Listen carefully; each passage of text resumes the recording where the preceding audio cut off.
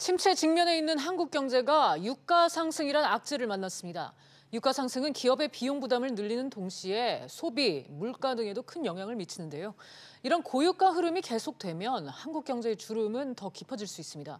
관련해서 최진봉 성공회대 교수와 얘기 나눠보도록 하겠습니다. 교수님 어서 오세요. 네, 안녕하세요. 네, 국제유가가 연일 오르면서 연내 100달러를 돌파할 것이다 이런 전망까지 나오고 있습니다. 그렇습니다. 이 배경을 어떻게 보십니까? 아무래도 이제 크게 두 가지로 볼 수 있을 것 같은데요. 미국이 이란을 제재하지 않습니까? 네. 그 제재 때문에 사실은 국제유가가 많이 올라간 부분이 있어요. 그리고 이란에서 판매하는 원유를 수입하지 말라고 하는 압박이 있다 보니까 네. 이란에서 수입을 좀 줄인 부분도 있고 이란에 수입할 수 없는 상황이 되다 보니까 결국은 유가가 올라갈 수밖에 없을 상황이니. 또 하나는 이제 사우디아라비아인데 사실 사우디아라비아 같은 경우는 국제 유가 시장에서 가장 중요한 역할을 하는 그런 나라 아니겠습니까? 근데 사우디아라비아가 지난 2016년부터 2030 계획이라는 걸 발표를 했어요. 그러니까 비전 2030이 이게 뭐냐면 개혁 프로젝트인데 네. 너무 이제 유가나 아니면 석유에 또 기름에만 의존하고 있는 경제 체질을 좀 바꾸겠다고 하면서 2조 달러 정도의 지금 기금을 마련하고 있습니다. 네. 그러기 위해서 사실 일단 그 생산량을 줄이는 거예요. 사우디 입장에서. 그래야 유가가 올라갈 수 있지 않겠습니까? 그래서 그 두 가지 요인이 그러니까 사우디아라비아가 국내 재정 건전성을 위해서 일정 부분 생산을 좀 낮추고 그다음에 이란 같은 경우에는 제재 때문에 생산을 하거나 아니면 판매가 어려운 이런 유통망 이런 것들이 영향을 미쳐서 전체로 국가 유가가 올라가는 게 아닌가 이렇게 분석할 수 있을 것 같습니다. 그러니까 지금 두 가지 이유를 꼽아주셨는데 일단은 미국의 이란 제재 그리고 지금 사우디아라비아가 경제 체질을 바꾸기 위해서 생산을 조절하고 있다는 거 그렇게 크게 꼽아주셨습니다.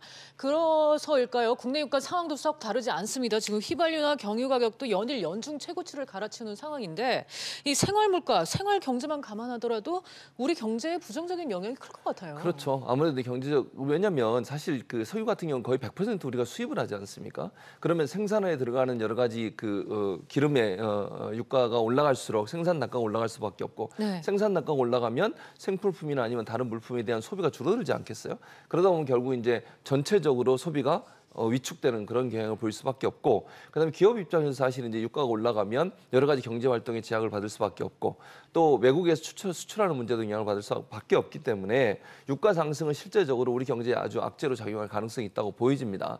뭐 물론 그 산업 분야에 따라서 약간 차이가 있긴 하면 전체적으로 본다고 하면 유가 상승이 전체적으로 물가를 끌어올리는 역할을 하기 때문에 그 영향으로 소비자 물가도 올라가고 결국 시민, 소비자 또는 기업들까지도 상당히 어려움에 처할 가능성이 있다고 보여집니다. 네, 지금 기업들 얘기하셨는데 이런 유가 불안에 지금 산업계 긴장감 높아지고 있습니다.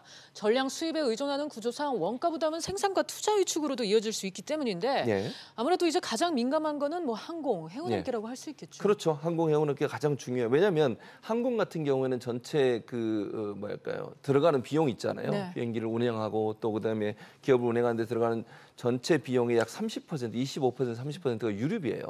왜냐하면 이제 아무래도 유류가 가장 중요한 뭐 품목이 될 수밖에 없는 것이고요. 그러다 보니까 항공업계는 엄청나게 지금 그 어려움에 처할 가능성이 있습니다. 예를 한번 들어볼게요. 만약 10달러 유류가가 10달러가 올라가면요, 약 1년에 2천억 원 정도의 추가 부담이 요구된다고 하는 조사 결과가 나와 있는 상황이고 또 하나 이제 어려움에 처할 수 있는 분야가 되면 해운업계예요.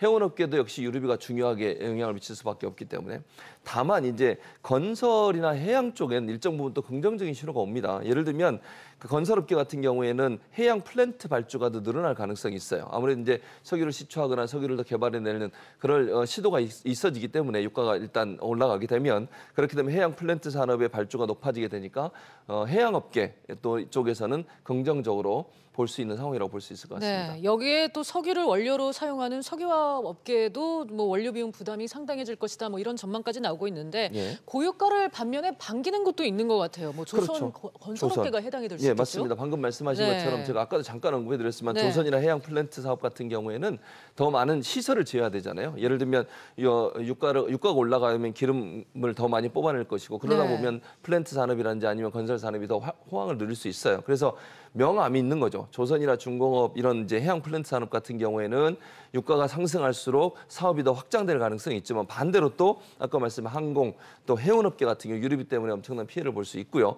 또 하나 이제 실제 우리 그 소비자 물가 또 전체적으로 올라가는 그런 효과가 있기 때문에 명암이 분명히 가린다고 보고요. 전체적으로 보면 사실은 유가 상승이 전체 우리 경제에 미치는 영향은 부정적인 영향이 더 크다고 볼 수 있을 것 같습니다. 그렇군요. 그러니까 이 꼭 집어서 뭐 부정적인 측면만 있는 건 아니다, 긍정적인 그렇죠. 측면만 있는 건 아니다 이렇게 볼 수 있지만 그래도 부정적인 측면이 더 크다. 더 크다 그렇게 이렇게 보는 게 맞을 보시는군요. 것 같습니다. 네.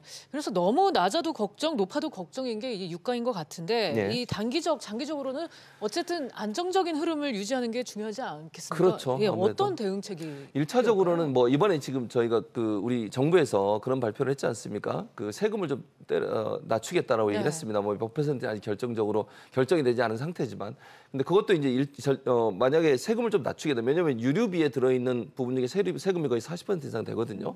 그러니까 그 부분을 좀 낮춰주면 유가가 떨어지는 효과가 있어요. 다만 유가가 급속하게 오를 때는요, 그 떨어지는 효과보다 훨씬 오르는 돈이 더 많아지게 되거든요. 그래서 어느 정도 수준까지 얼마나 기간 동안 하느냐가 중요한데 정부가 이 부분을 좀 잘 고민하셔서 어느 정도 몇 퍼센트를 줄이고 어느 정도 기간까지 할 거냐를 보고 나서 수급을 좀 완급을 조절하게 되면 일정 부분 기업이나 아니면 우리 이제 서민들 같은 경우도 유류비가 올라가면 실제적으로 자동차 운영하는데 비용이 많이 들어가지 않겠습니까?